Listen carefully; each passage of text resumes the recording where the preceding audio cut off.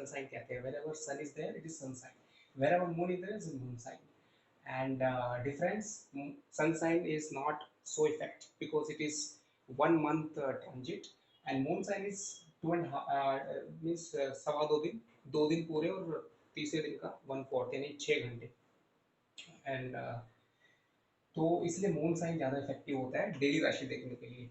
कैसे डेली राशि देखते हैं वो भी मैंने बताया कि अगर आपको देखना है कि मेरी कुंडली में आज क्या चल रहा है, मेरा आज का दिन कैसा रहेगा, वो भी मैंने बताया था. उसको मैं जल्दी से फिर से बता देता हूँ क्योंकि बहुत इंटरेस्टिंग है.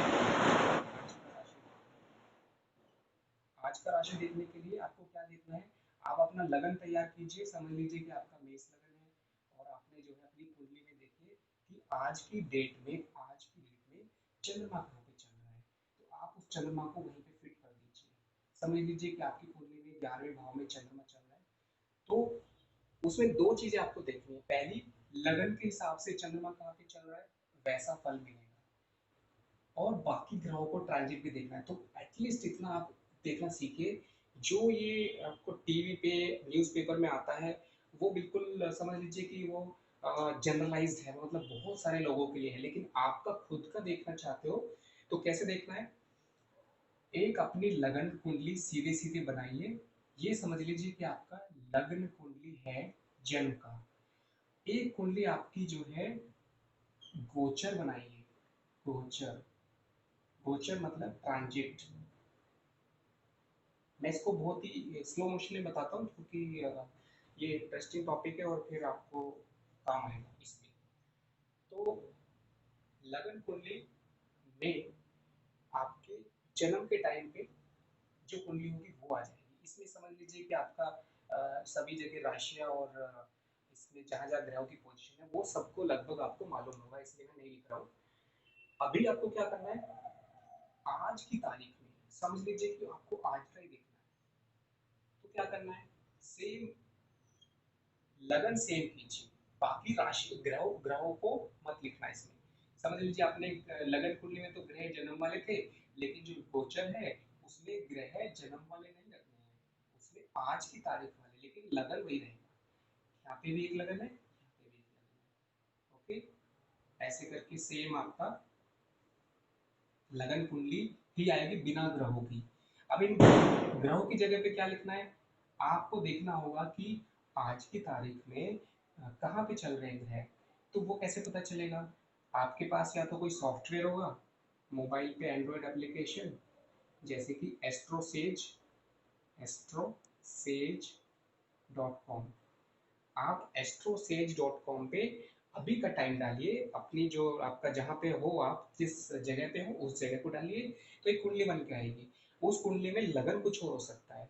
लगन का मतलब है, जैसे आपका मेष लगन है लेकिन उस कुंडली में पता चला आपको तो वृष लगन आ रहा है, तो आप उस लगन को मत देखिए, उसमें खाली देखिए कि सूर्य कौन सी राशि में है, अगर तो वहाँ सूर्य लिख दीजिए, चंद्रमा कहाँ पे वहाँ चंद्रमा लिख दीजिए. लगन यही रहेगा, खाली आपको ग्रहों की पोजीशन भरनी है. समझ में आया, ये लगन कुंडली है और ये आपकी गोचर कुंडली है. इससे आप क्या कर सकते हैं, आज का दिन कैसा रहेगा वो भी इससे पता चलेगा. ये महीना कैसे चलेगा, आज का दिन कैसे चलेगा वो चंद्रमा बताएगा गोचर का. ये महीना कैसा रहेगा वो सूर्य बताएगा गोचर का.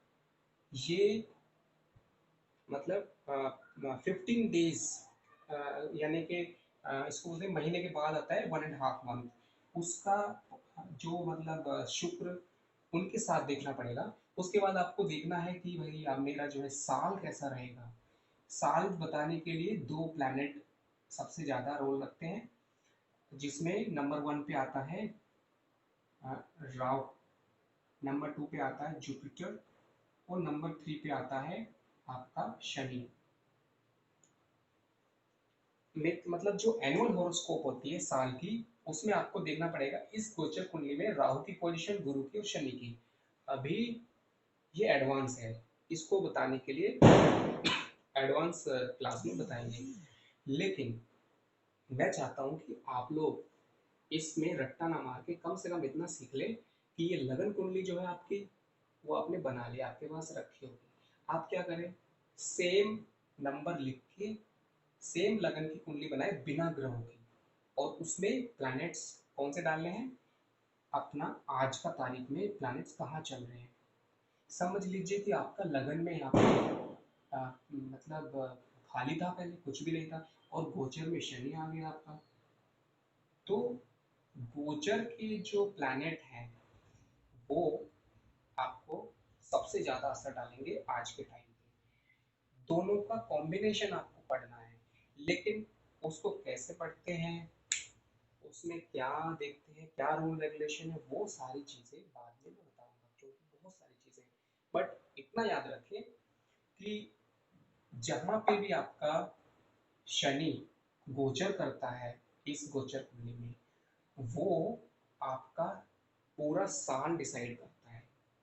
ठीक है, शनि और राहु जुपिटर तीनों मिलके समझ लीजिए कि बिल्कुल क्लियर कट डिसाइड करेंगे। जैसे किसी का शनि लगन में आ रहा है, मैं आपको बहुत एग्जाम्पल समझ लीजिए कि शनि पहले यहाँ पे था 10th भाव में किसी का लगन कुंडली में, और अभी लगन में चल रहा है, या जैसे कि आज एक्चुअल में देखेंगे तो 10 यानी कि यहाँ पे आएगा, शनि यहाँ पे चल रहा है।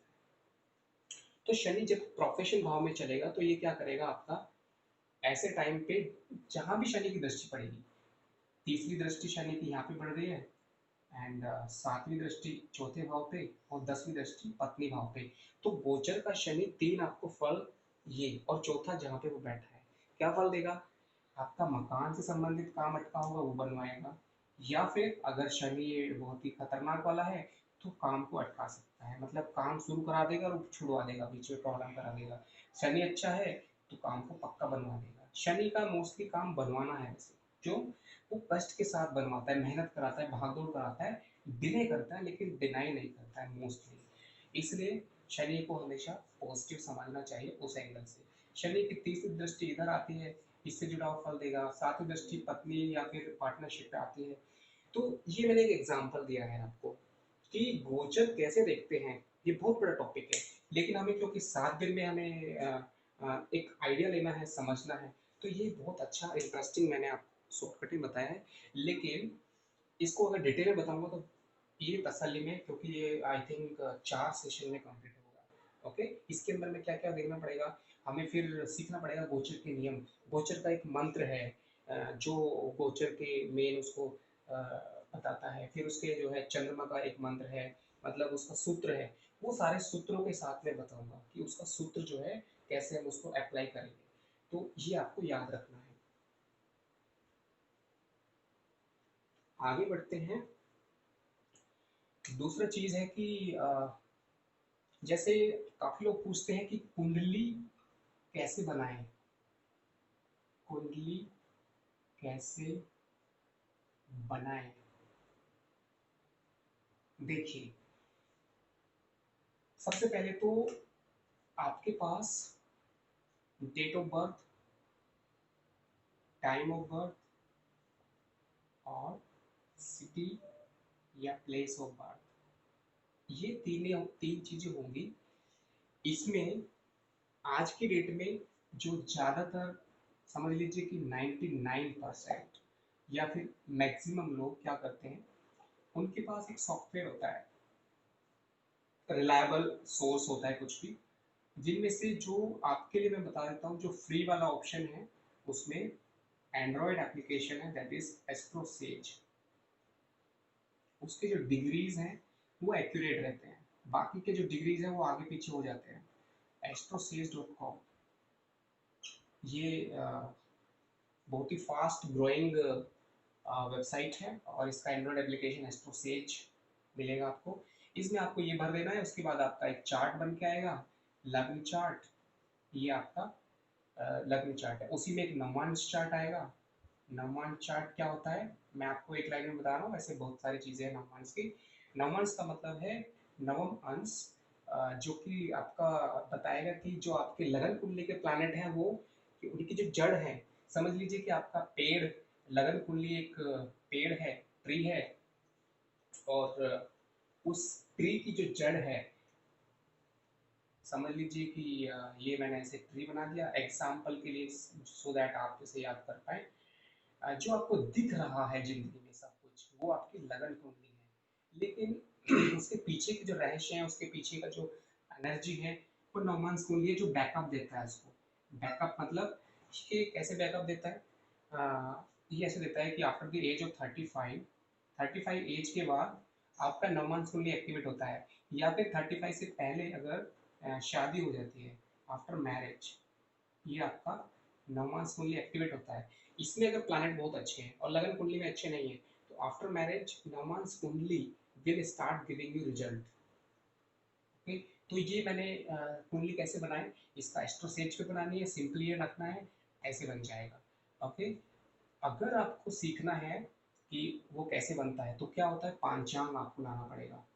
पांचांग हाथ से अगर कुंडली बनानी है, पांचांग में क्या होगा, आज की डेट टाइम और सिटी के हिसाब से आपको लगन स्पष्ट निकालना होता है। लगन स्पष्ट यानी कि लगन कुंडली के अंदर आपने ये पता चल गया कि आपका जो है वृश्चिक लगन है और 5 डिग्री इतने मिनट इतने सेकंड में है, तो अपने आप ही बाकी के घर बन जाएंगे सेम टाइम, 9 10, 8 9 10 11 12 1, ऐसी कुंडली बन गई। और जैसे लगन स्पष्ट बन जाएगा, तो उसी पर्टिकुलर टाइम पे ग्रहों की जो स्थिति है वो पांचांग में आपको लिखी मिलेगी कि भाई इस टाइम पे सूर्य इतने डिग्री पर चल रहा है, चंद्रमा या मंगल ये ऑल डिग्रीज के हिसाब से रख दीजिए। तो सीधी सी बात है, अगर हाथ से बनानी है तो पांचांग ले लीजिए, कुंडली वैसे सॉफ्टवेयर से बनानी है तो astro says is the best software. तो मुझे उम्मीद है कि आपको फटाफट में ही कम समय में समझ में आया होगा।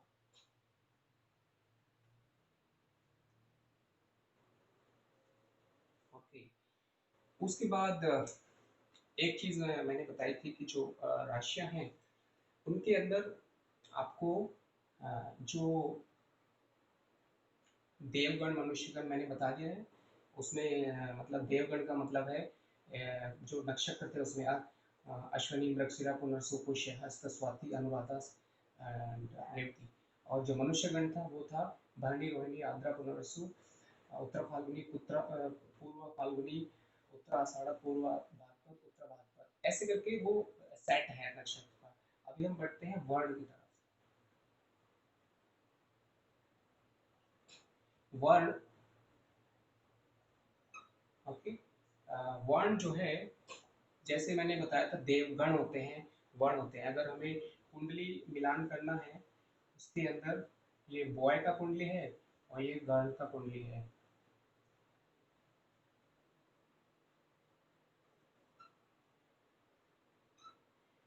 वर्ण कैसे लिखते हैं, वर्ण क्या होता है कि जो 4 वर्ण होते हैं। ओके, नंबर 1 इज ब्राह्मण, क्षत्रिय, वैश्य,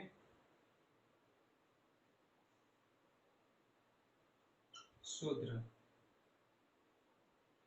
अभी इस वर्ण को ये ना समझे कि ये जो हम हमारी सोसाइटी में वर्ण है कि वो ब्राह्मण है, ऐसा वर्ण नहीं है, इसका एक मतलब है।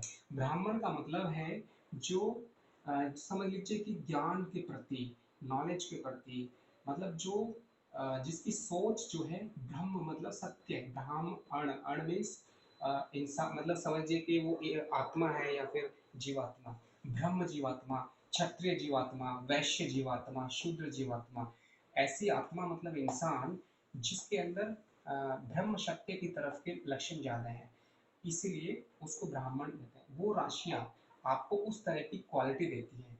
कौन सी है वो ब्राह्मण वाली, उसको बोलते हैं जल तत्व की राशि, वाटर साइन। 4 8 12, 4 8 12। 4 मतलब कर्क, कैंसर, 8 स्कॉर्पियो, 12 स्पाइसिस मीन।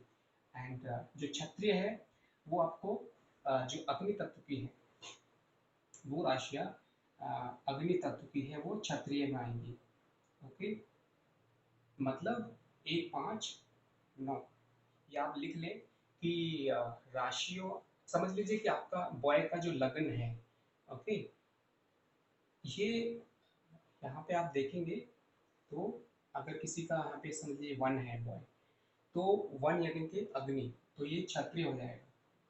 तो क्षत्रिय जो राशियां कौन कौन सी होती हैं, वो होती है 1 5 9, मतलब मेष, सिंह, नो का मतलब धनु। ओके। वैश्य कौन कौन सी हैं, जो कि आपने देखा होगा जो पृथ्वी तत्व की राशि है। ओके, पृथ्वी तत्व कौन सी है, दो, दो में चार जोड़ दो छः, छः में चार जोड़ दो 10, यानी कि वृष, कन्या, मकर। उसके बाद शूद्र जो वायु तत्व की है, तीन, तीन में चार जोड़ेंगे 7, 7 में चार 11, और उसके बाद 3, 7, एक मिनट, 2 4 6, 1 4 5 4 9, 2 4 6 4 10, 3 4 7 और 4 11, करेक्ट, ये हो जाएगा। तो मिथुन और तुला और कुंभ राशि ये शुद्ध राशि है, तो ये हमें मिलान में काम आता है। वैसे भी अगर देखें तो इनका एक थोड़ा सा नेचर थोड़ा अफेक्ट करता है। जैसे कि जो इंसान का लगन या फिर राशि, राशि में लगन में दोनों में क्या देखना है हमें, देखिए जो लगन होता है वो हमारा लाइफ में हमेशा प्रैक्टिकल चीज़ों को इफेक्ट करता है, और जो चंद्र राशि है वो हमेशा हमारे मानसिक स्तर को बताती है, इसलिए मैं हमेशा लगन के हिसाब से सब कुछ बताता हूँ। ओके। तो ब्राह्मण राशियाँ जल तत्व की है, क्षत्रिय अग्नि तत्व की, वैश्य ये जो है देख सकते हैं कि जो पृथ्वी है, और जो शूद्र है वो वायु तत्व है। ओके, वायु तत्व।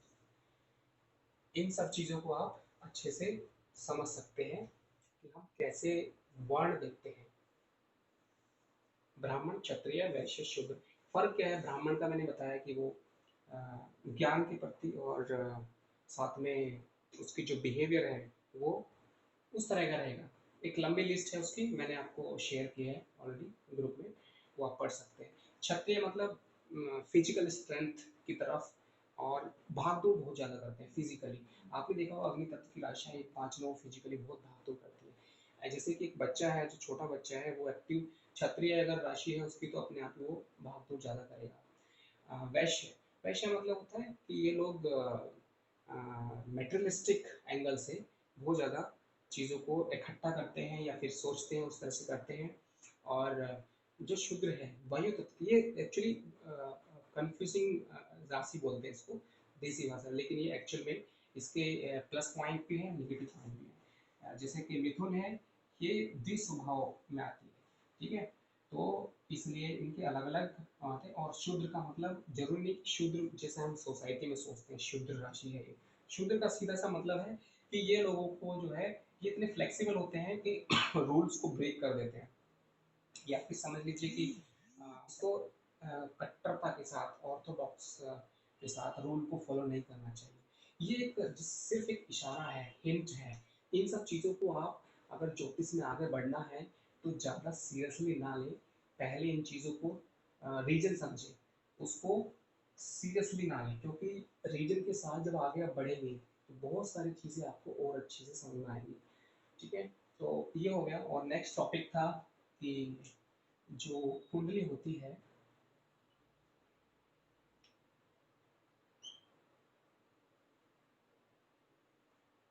भाव, राशियां, इस टॉपिक में बताने वाला हूँ। भाव यानी हाउसेस,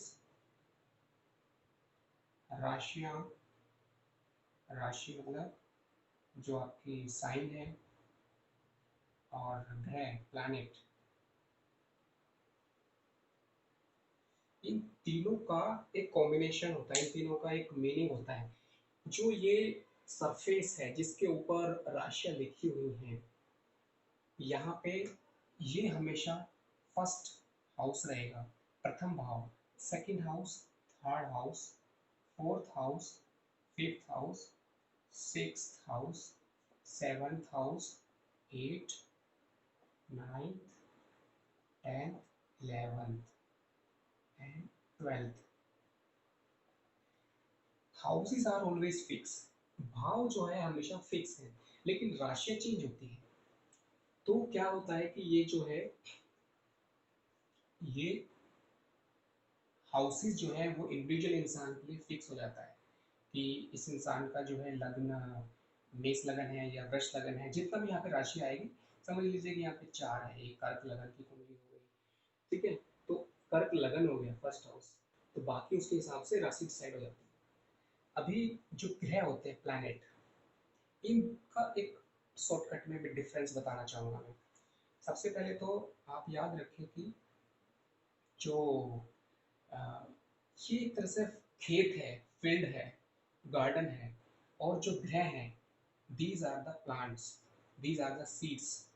और ये सीड्स जो हैं ये हमारे कर्म से क्रिएट होते हैं। This is the foundation, this is the mrityu lok, this is the space where a soul is traveling, a soul is moving, a soul is experiencing, a soul is exploring itself। आत्मा जो है खुद को explore करती है, और ये चक्र है। A soul is moving through the houses, this is a space। और ग्रह जो है वो आत्मा के समझ लीजिए करेक्टरिस्टिक्स हैं, कार्मिक करेक्टरिस्टिक्स, कार्मिक सीड्स। ओके, सो आप याद रखें कि जो ग्रह होते हैं वो कार्मिक सीड्स हैं। जितने अच्छे ग्रह हैं मतलब कार्मिक सीड्स अच्छे हैं, means they are very much developed because of the many times karmic effect. जब ज़्यादा टाइम तक जो कार्मिक इफेक्ट है उससे वो जो ग्रह हैं वो अच्छे हो जाते हैं after some time because of क्रियमन कर्म। और मैंने पिछले इसमें बताया था कि जो हमारे कर्म होते हैं वो संचित कर्म, मतलब हमारे पिछले सभी जन्मों का इकट्ठा जोड़ वो संचित कर्म है। उसके बाद मैंने बताया था कि प्रारब्ध कर्म क्या है, मतलब आपका जो सारे कर्मों, पिछले जन्म के सारे कर्मों में से इस जन्म के लिए जो निकालना है वो प्रारब्ध है। तीसरा होता है क्रियमन, मतलब आप जो नया कर्म क्रिएट करते हैं। तो इस कुंडली के अंदर प्लैनेट्स आर सीड्स, राशि जो है ये एक सरफेस है, और जो भाव है वो स्पेस है, जिसके अंदर समझ लीजिए कि आपकी लाइफ के इवेंट्स का है। भाव मतलब लाइफ इवेंट्स। अभी कल के वीडियो में इस कुंडली के बारे में पहला भाव ऐसा क्यों है, दूसरा भाव ऐसा क्यों है, पहले भाव में जो हमारा फिजिकल अपीयरेंस है, शरीर बॉडी को क्यों पता चलता है, दूसरा वाणी का है, तीसरा भाई बहनों का, चौथा माता भूमि वन, पांचवा जो आपका एजुकेशन चिल्ड्रन पिछला जन्म, ओके, छठा रोग शत्रु भय, सातवां पत्नी, या फिर शेयर या फिर जो आपका लाइफ का एक्सपोजर है, आप दुनिया में कैसे लोगों से इंटरेक्ट करते हो, सेवेंथ हाउ आपका व्यक्तित्व का है, हिडन पर्सनालिटी। और ये जो आठवां भाव है ये होता है जो डेथ हाउस बोलते हैं इसको। इसके अंदर आपका एक्चुअली ये डेथ का नहीं है, इसको हम बोलेंगे कि ये ट्रांसफॉर्मेशन हाउस है आपका लाइफ में। फिजिकल ट्रांसफॉर्मेशन मतलब फिजिकल डेथ, ये मेंटल ट्रांसफॉर्मेशन भी देता है। जब भी कुछ लोगों की ज़िंदगी में मेंटल ट्रॉमा, मेंटल प्रॉब्लम, वो सब एट हाउस देता है, या बहुत बड़े चेंजेस जो आते हैं लाइफ में, सब कुछ ये आठवां भाव देता है। नौवां भाव जो होता है नाइन्थ हाउस, ये आपको लाइफ में ऊपर उठाता है मेंटल लेवल पे, हायर नॉलेज, इसलिए इसको भाग्य स्थान बोलते हैं, भाग्य को बढ़ाता है ये। और आपका जो हायर नॉलेज है या हायर एजुकेशन, सब कुछ इससे दिखते हैं। 10वां भाव जो है वो आपके प्रोफेशन का है, यश का है, और आपका जो कर्म का है, आपको किस तरह से आपको लाइफ में अ, मिलेगा। कुछ लोगों को यश बहुत मिलता है थोड़े से कर्म से, तो वो 10वें भाव से। ये लाभ का है, फ्रेंड सर्कल नेटवर्क, 12वां खर्चे का है, मोक्ष का है ये। तो ये बहुत डिटेल में मैं नेक्स्ट सेशन में बताऊंगा, यानी कि कल। ओके, आज के लिए इतना ही। और मुझे उम्मीद है कि आपको ये आज का सेशन समझ में आया होगा। इसमें केंद्र जो है, ये चार जो है बीच के केंद्र होते हैं। ये जो साइड का दिख रहा है ये त्रिकोण है, और जो लगन होता है ये फर्स्ट हाउस, ये केंद्र भी है और त्रिकोण भी है।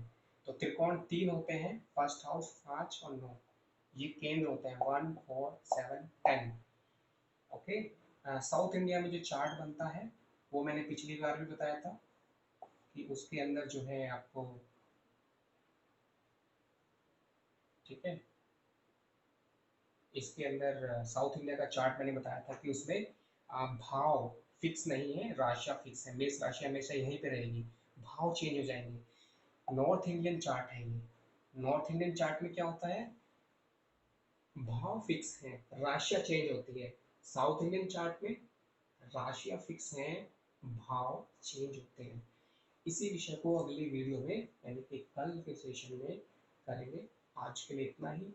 तो फिर आज का सेशन कैसा लगा आप बता सकते हैं, और आपके क्वेश्चंस आप भेज सकते हैं। आज के लिए इतना ही।